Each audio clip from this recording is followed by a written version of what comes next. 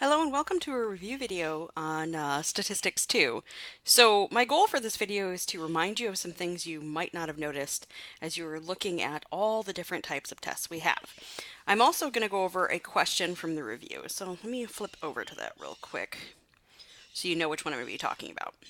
In particular, I'm going to address um, pretty much everything from problem number 46.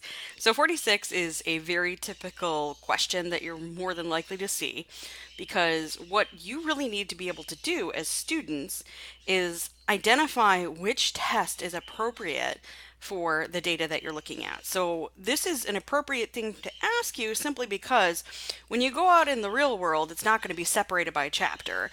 And by that I mean like, oh, well, when do I use the one sample tests? Well, those were in chapters 9, 10, and 11, so you knew to use them because, well, they were separated for you already.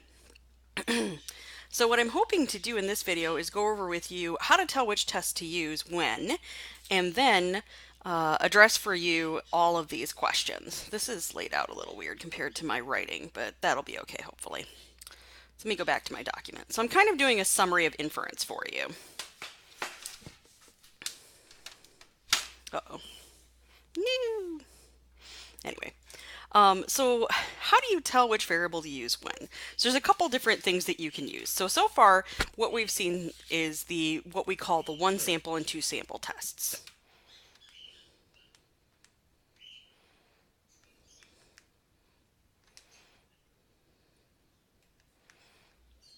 Woohoo! So you really only have three one sample tests. You have the one proportion test,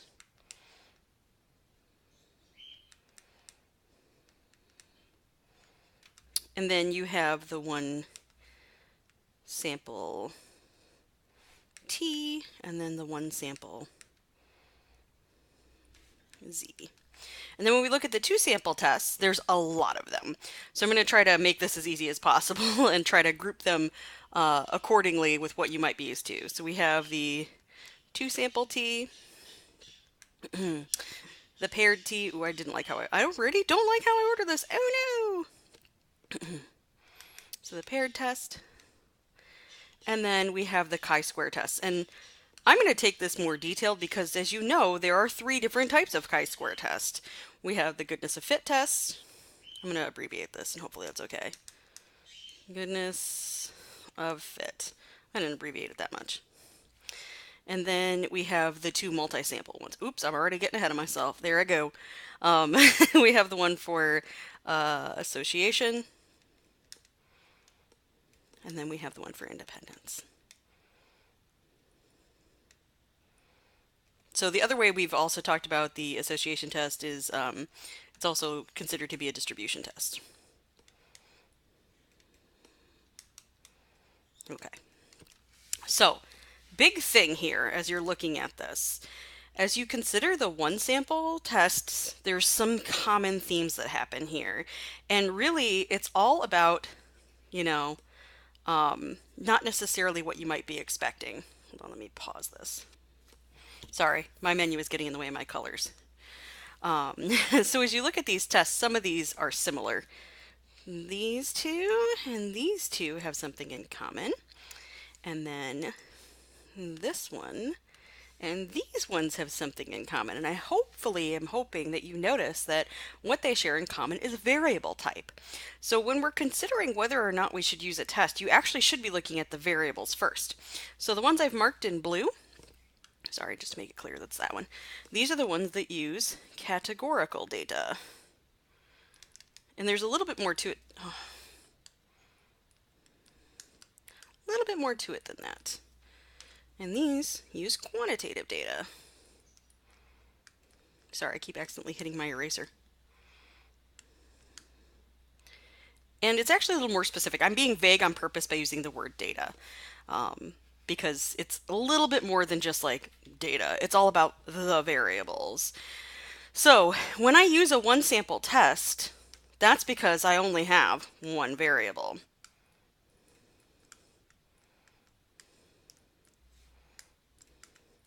When I'm using a two sample test, you have two.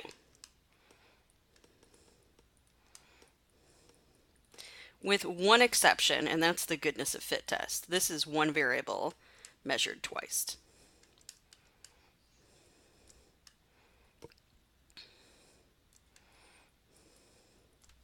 And the paired test is actually the same thing too. Whee!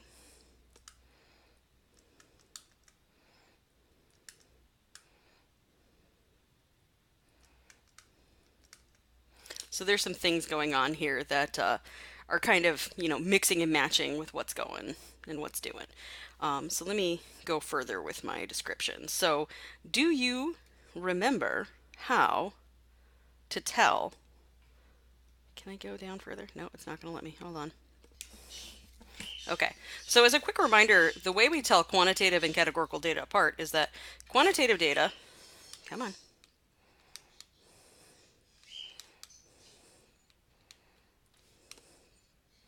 I don't want to say data here, I want to say variables.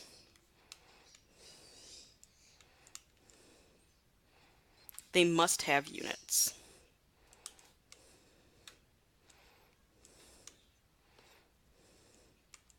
So it might be dollars, it might be years, it might be days, it might be, oh, what's another one I could do? Inches, miles, feet. It has to have some sort of unit to it to be considered quantitative. Keep in mind, it doesn't mean it has to be just numbers. There are plenty of things that are numbers that are not quantitative, like your zip code, your student ID number, your phone number. They're all numbers, but they're not quantitative because they don't have units. So keep that in mind as you look at this. And then categorical data basically is just the stuff, I don't want to say data, I want to say variables. Sorry, my bird is talking. She's trying to say hi, so if you hear her, that's what you're hearing. She's not very good at it yet. So as you look at categorical variables, it's like everything else. So yes and no questions, gender is another common one. Maybe they're asking you what your shoe size is. I mean, in European countries, they usually use centimeters for shoe size, which is more consistent than what we do. Maybe they're asking, like, what's your favorite pet? Do you like a cat, a dog, or a bird? Or maybe it's your class standing. Are you a freshman, a sophomore, a junior, or a senior? All right, now that I've got some examples up here, hopefully this makes sense. I'm going to throw one up here for quantitative, just so we have something to work with. So I'm going to pick GPA. All right, so when you look at how these variables interact with each other, and when you're doing multivariable stuff, there's a couple different things that can happen. So if you're looking at just one variable, you know what test to use. So if I'm just looking at, oh, what's the average GPA? Oops. Oh no. Where's the undo button? It's not working. Haha, I win. This was supposed to be a highlighter so I could do this. Hey! So if you're looking for what's the average GPA of students at Northwood University, you're just looking at one variable and it's quantitative. So you have only two choices here. Am I going to do a t-test or a z-test? And they're both one sample tests. Yep.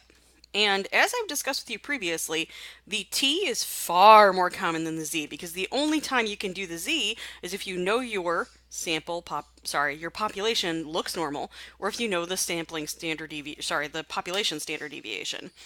And you usually don't, so T gets used far, far more than Z. Cool. All right. So when do I use proportion tests? On categorical variables when you have just one of them. So if I was just looking at just one of these, so say I wanted to know what proportion of people, or I wanted to estimate the proportion that preferred dogs. So I wanted to know, actually I want to do that second. I might edit that out of this video. I might not. Depends on how long this goes. So if you wanted to know the proportion that said yes, that's something you would use a one proportion test for. Woohoo! Or if you wanted to know the proportion that preferred dogs, so if you want to do the one proportion confidence interval and say, oh, between 34 and 68% of people prefer a dog, you would also use the one prop test for that. Now notice I selected just dog out of those three, because when it comes to the one proportion test, you can only do one category within the categorical variables. So when you look at this option, cat, dog, bird, there's three choices. And because of that, and with the one prop test, you can only do one choice as your success. You can only really test one of these. So if I wanted to know the proportion for all of them and estimate all of them, I actually can't do that with the one prop test. So keep in mind when you're doing the one prop test, you only can have one option that you're interested in. Anything else and you need to use chi-squared. So if you have like something like one of these two, or if you want to know how they're related to each other, you have no choice how to use chi. So it really depends on what your question is, not just your variable. So chi tends to show up when I'm looking at a categorical variable and I have more than one level, factor, or category to it. So as you look at this, it's categorical variables with more than one option. So yes and no within a yes and no question, when you're looking at a categorical variable, say I asked you the question, did you watch Deadpool 2? And you'd be like, oh yeah, I saw it already, I liked it. Or no, I'm not really into that kind of movie. Whatever. The point being, when we look at those answers, you only have two choices, and you can do the one prop test on that. Those two choices are called your categories for that categorical variable. They're also called factors, they're also called levels. These are just all names for the same thing. So going back to the what's your favorite animal question, we got three options, and I wanted it to have more than one. Cat and dog are pretty common. I put bird in there because that's my favorite. And so you look at that and you're like, oh my gosh, there's three options on what people could answer. That means there's three categories, aka three levels to that one categorical variable, which means if I wanted to look at doing testing on it, I have to use chi. So when you're looking at chi, there's a couple different things that can happen. Usually, I shouldn't say usually, chi shows up when you want to do categorical variables. I just put two G's in that. Why did I do that? Oh, today's the day of terror. Come on. With more than one category.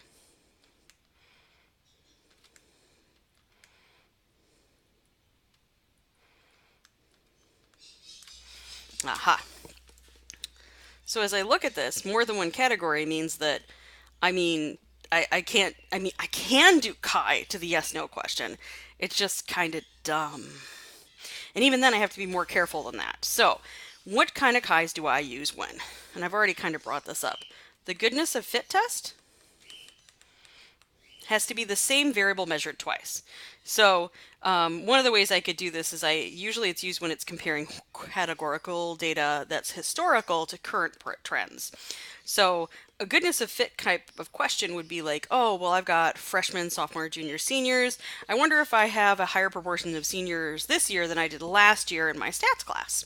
So that's a kind of question you use the goodness of fit test on. It's the same data, the same question. You're testing it against itself on a different time period. So that's the thing that's weird about the goodness of fit test. And it's also considered a distribution test because you're asking yourself, did the proportions change or did they stay the same? So as you look at this, goodness of fit, one variable,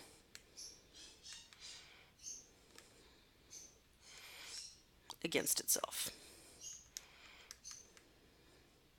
And it's important to keep in mind that as you look at this, it might not be the same individuals that you're looking at either. So it's not like the paired test where it has to be the same individuals measured twice. It's just the same question measured more than once, usually in time. It's not always in time, but more often than not, it's in time. So then you might ask yourself, well, when do the other ones show up? Okay, so the test for association / independence, because these are essentially the same test, are looking at two categorical variables.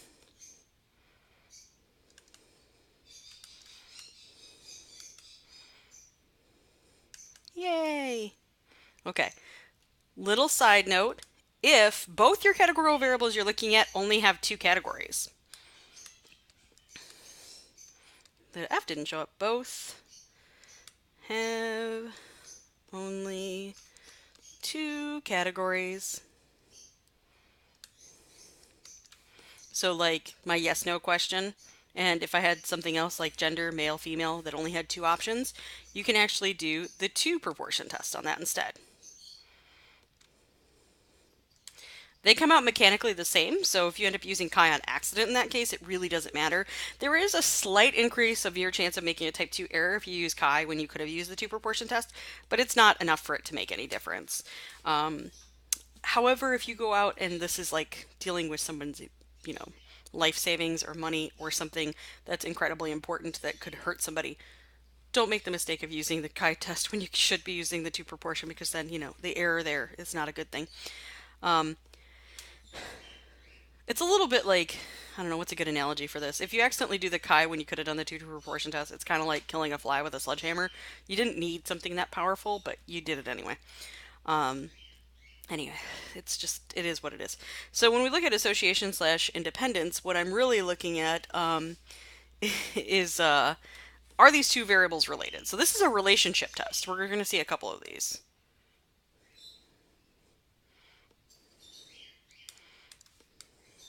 Actually, the next test you're going to see is also a relationship test once we get done with the midterm. Yay! Are these two variables related? That's what it's seeking to discover, which is different from the test for homogeneity. And I just realized I didn't throw that one up there. Okay, so again, homogeneity is also two categorical variables.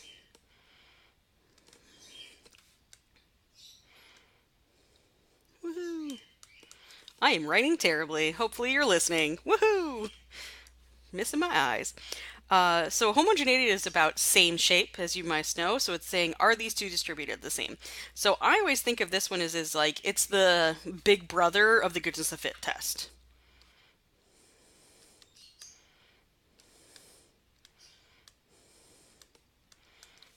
Goff. Because really it's asking, are these distributed the same? Which was the same question goodness of fit was interested in answering. But it's doing it in a two variable fashion. So this would be like looking at, this is going to be a stupid example just so you're prepared. If I was doing the homogeneity test on my cats and dogs example with the class standing variable, so freshman, sophomore, junior, senior, the kind of question I'd be interested in is, ooh, does it appear that freshmen, sophomores, juniors, and seniors have a different distribution of their favorite pets proportions? So it's a weird question to ask, but it's asking, do they have an effect on each other? Or is one of them particularly different? So if they turned out to be different when you start looking at your contributions to chi, you might be able to say something like, oh, it looks like, for some reason in this class, the freshmen tend to prefer dogs at a much higher proportion than the rest of them. That kind of thing. Now, with those same variables, if you were looking at association slash independence, what you'd be looking at is, oh, does knowing someone's class standing is that independent of their choice of favorite animal, or are they related? Which seems weird now that I think about it. Should have chose a different variable. But at the same time, that's the exact kind of question. So it's a very big difference between these two. Although mechanically they are completely identical, their difference is in their hypotheses and what you can say as a conclusion from them. All right. So I feel like I'm done with categorical. Let's start talking quantitative. So I did GPA earlier for my one sample test. Let's talk about the two sample means. Yay. So, big thing, with paired tests, you must have paired data.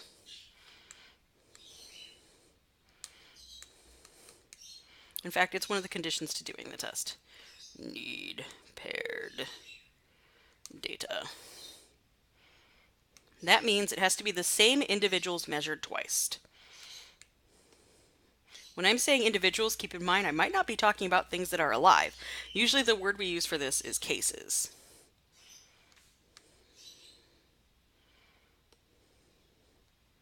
That looks terrible.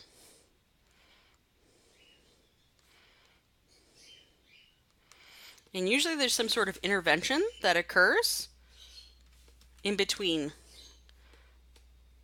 where your testing occurs. So like before and afters is a very common theme for this. This gets used a lot in marketing. So in particular, if you're trying to gauge public perception of your product and see whether or not your commercials are effective, what you can do is you can get yourself a test audience, ask them to describe what they think of your product, or if they're familiar of it, or if they've heard of it. These are very typical questions that you'll ask, and then you'll show them something or do a demonstration with the product, and then gauge their perceptions to see if it changed for the positive. So if they start out saying like, oh, I've never heard of it, not interested, or I didn't think this was a good choice, I prefer brand B over your brand, blah, blah, blah, And then you show them a presentation about how your product is better or cheaper or something more interesting than what the other one is offering, or that you're giving back to the community and therefore you're a good item to support. And then you ask the same questions to see if the demographics change. So here's the big thing though with that.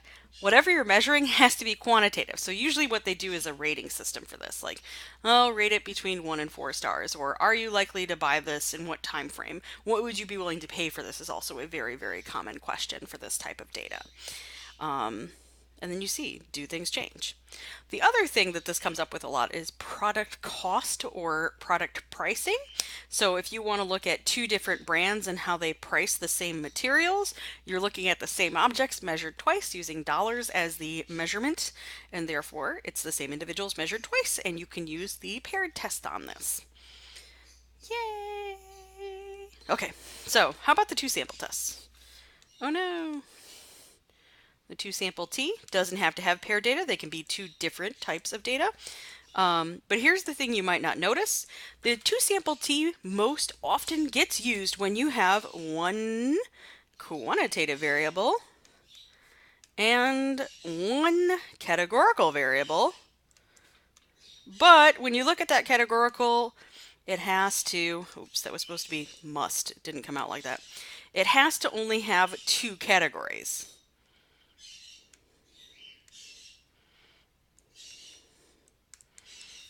That doesn't look like words. It's fine. What do I mean by that? So a typical question I can ask you is like, hey, does GPA differ for males and females in this class? So as you look at this, the males and females part, that's a categorical variable with two levels or two categories. And GPA, that's quantitative. So what it is essentially is you have a quantitative variable that you want to compare for two different groups, and then you use the categorical variables to make your two samples.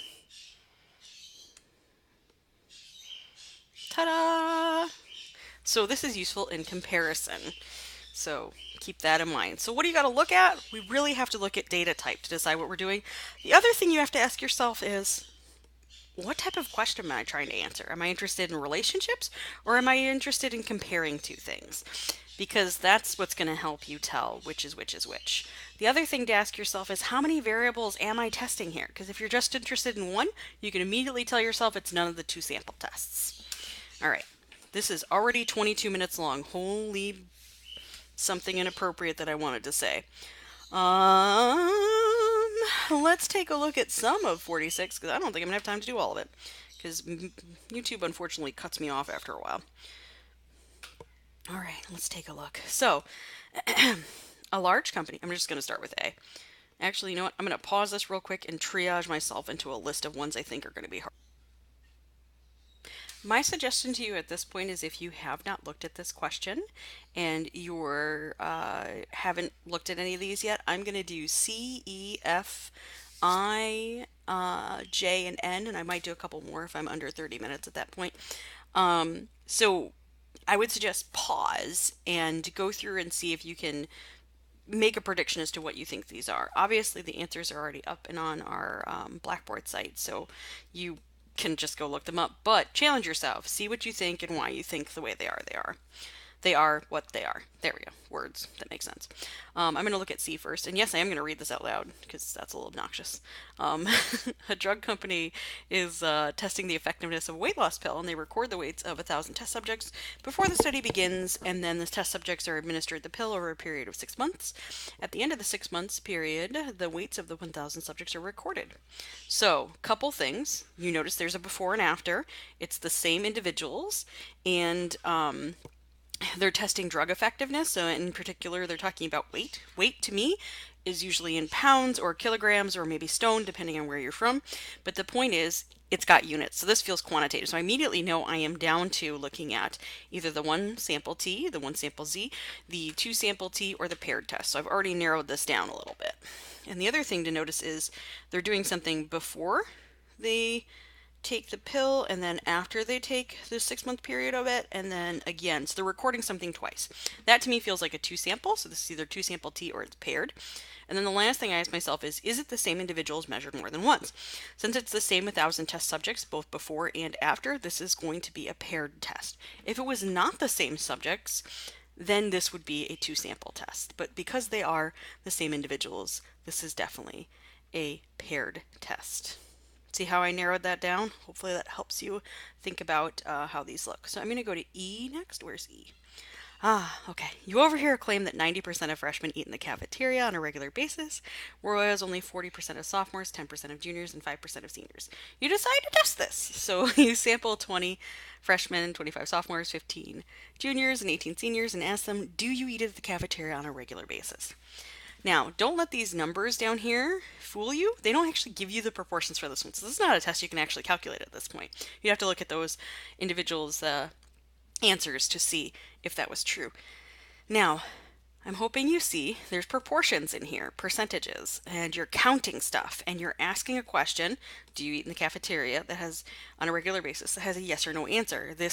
And since it's categorical, we know there's only a couple different types of tests this can be. It's either a 1 proportion or it's some sort of chi.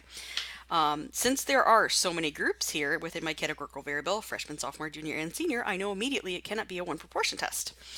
Especially with what you're interested in, because you're trying to compare this back to existing percentages. And that's what tells you this is a goodness of fit test, because you're looking at current values and comparing it to some sort of past or existing claim. And because when I look at this, I'm really only measuring the same stuff twice. It's still class standing and do you go to the cafeteria. And I'm measuring that twice. I'm not looking at 2 different variables and asking are they related or over history. So this is definitely a goodness of fit test. So I really wanted to do all the chi's in a row, that way I could kind of compare them, but oh well. Let's move on to F.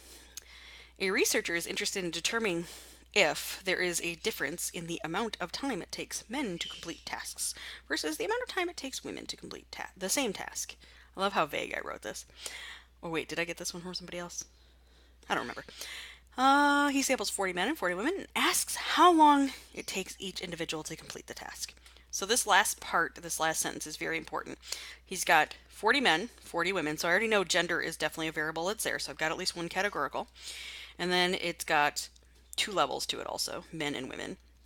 And then it says how long. So I'm measuring something in time. That's quantitative. So this immediately narrows you down to, 2 groups, men and women. That tells me this is a 2 sample test. And then how long, quantitative. It's got to be either paired or it has to be the 2 sample test. Now, since I'm not doing a before and after, I'm not measuring these same individuals twice. I'm measuring them doing one thing, completing a task.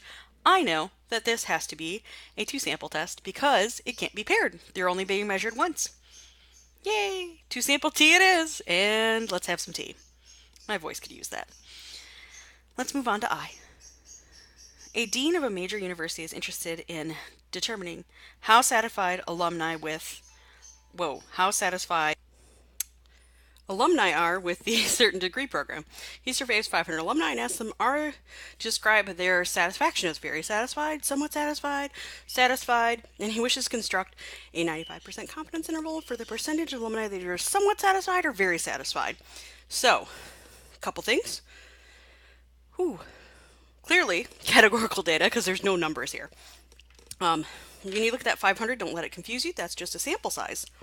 So, there is no way this is going to be any of the quantitative tests. So this is very clearly some sort of proportion or chi.